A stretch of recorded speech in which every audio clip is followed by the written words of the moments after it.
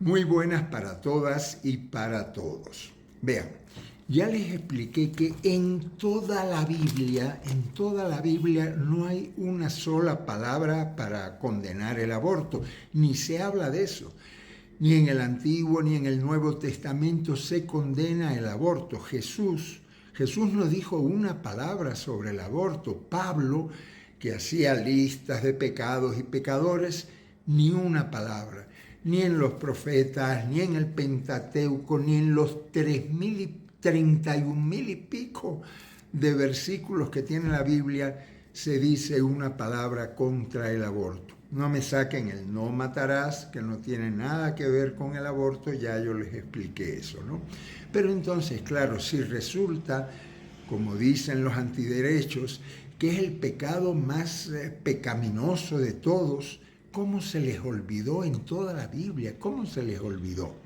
Entonces la pregunta, hermanas y hermanos, es ¿cuándo y por qué la Iglesia Católica y otras iglesias comenzaron como a obsesionarse con el aborto, a excomulgar a las mujeres que interrumpían su embarazo, a decir que es el pecado que ni Dios puede perdonar? ¿Cuándo ocurrió esto?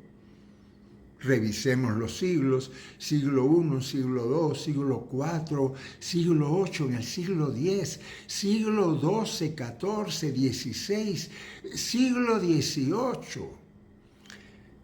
Fue en el siglo XIX, oigan, fue en el siglo XIX, exactamente en el año 1854, cuando la Iglesia Católica dijo que el aborto es el crimen más criminal de todos. ¿Quién lo dijo? ¿Y por qué lo dijo? ¿Quién lo dijo? Lo dijo un papa, el Papa Pío IX. Pío IX estaba angustiado, preocupadísimo por el avance de las ideas modernistas, el avance de las ideas liberales.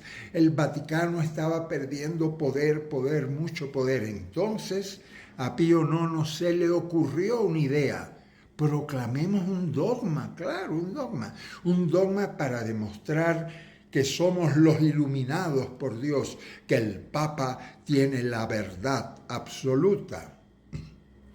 Y entonces Pío IX proclamó el famoso dogma de la Inmaculada Concepción de María, de la mamá de Jesús. Este dogma enseña que María no tuvo pecado original y que su alma estaba limpia desde el primer instante en que fue concebida en el vientre de su mamá. Su alma estaba limpia desde el primer instante. Quiere decir que desde el primer instante ya María tenía alma racional, inmortal, ya era persona desde el primer instante. Y fue a partir de ese dogma, un dogma que se fundamenta en el mito del pecado original de Adán y Eva. Fue a partir de ese dogma, de ese mito absurdo y machista, que la Iglesia enseña que Dios infunde el alma racional desde el primer instante de la fecundación, cuando el espermatozoide entra en el óvulo. Eso fue Pío IX en el año 1854, hace poquísimo, cuando la Iglesia dijo que el aborto desde el primer instante te manda para el infierno de cabeza, ¿verdad? Ay, Pío IX. Resulta que el mito, eso lo sabe todo el mundo, que el mito del pecado original es un mito machista, escrito por unos sacerdotes misóginos ¿hace cuánto? Pónganle, hace 2800 años. Y por ese mito, una niña incestuada y violada en su casa no puede interrumpir ese embarazo. Por ese mito de Adán y Eva, una mujer violada no puede interrumpir su embarazo. Por favor. Ay, Pío IX. A ti sí habría que cantarte eso que cantan las mujeres en las calles cuando salen en las marchas a reclamar, a exigir su derecho a decidir sobre sus cuerpos, ¿verdad? ¿Saben lo que cantan?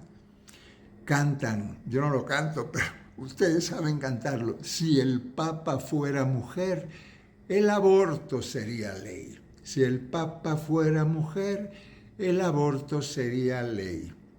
Eso pienso yo, hermanos. Díganme, hermanos y hermanas, díganme qué piensan ustedes. Soy Pepe, el hereje.